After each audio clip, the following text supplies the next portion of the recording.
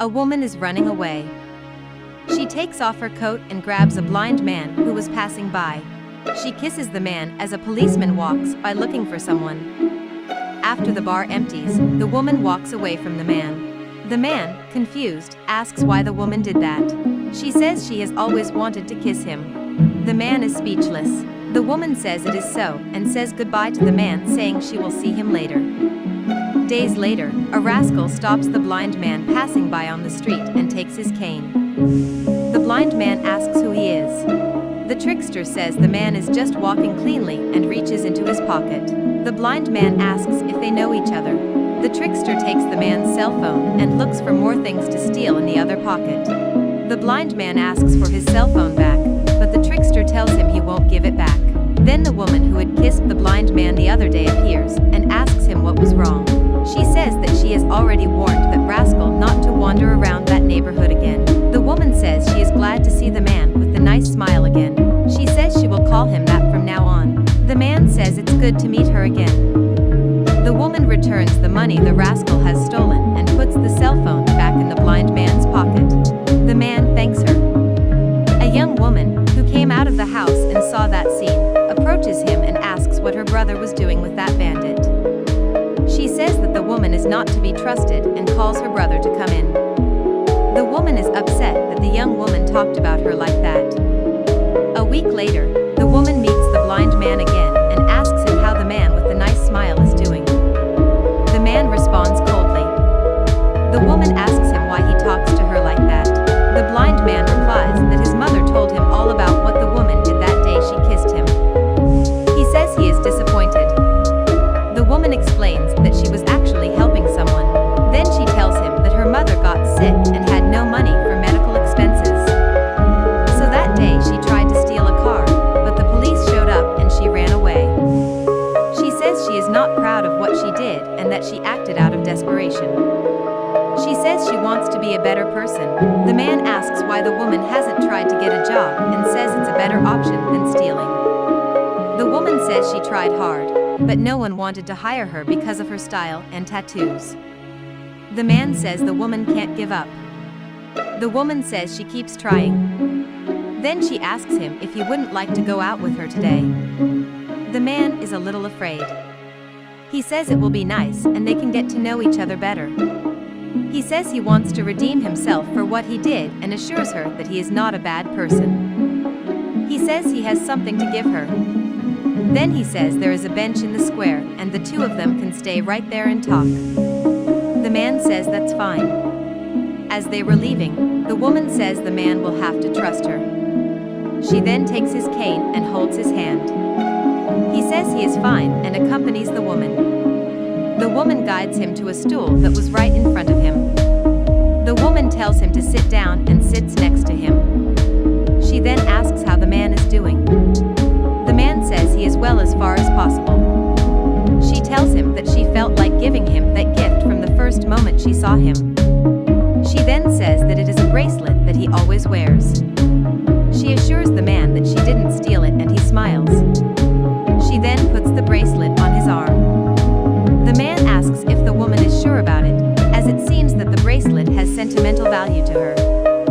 The woman replies that it does, and that's why she decided to give it to him. She says she feels something when she sees it. The man thanks her and says he doesn't know what to say. The woman says that the bracelet suits her very well. She smiles shyly. Then, changing the subject, the man asks what the woman plans to do now that she has said she wants to change her life. The woman says her dream is to be an actress. The man says that's great. She goes on to say that she also really likes drawing and that she could be an architect. The man says it is a very good profession and that he would also like to be an architect. She says that one day they could make it. He agrees and she takes his hand. Hours later, after much talk, the two walk back. The man says he doesn't know how to say what he's going to say, says he didn't tell her before because he was still a little afraid of her. But he says that there is a possibility that one day he will see again. She asks if it is true and is glad of the news. The man tells her that he has had an appointment with an ophthalmologist and has found out that he can see again if he has surgery. He says it's a small possibility, but it's better than nothing. The woman then says that she is very happy for him, but says that to be honest she is feeling a little insecure. The man asks her why she is insecure.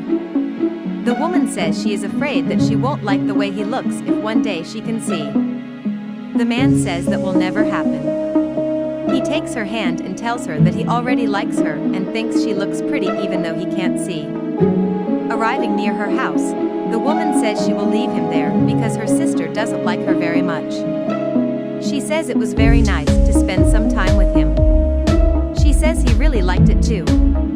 So they hug and say goodbye. The woman tells him to go carefully. Then she hides so she won't be seen. The young man's sister opens the door to look for her brother, who was already arriving. She sees him and tells him that she was going to call her brother because he was taking so long.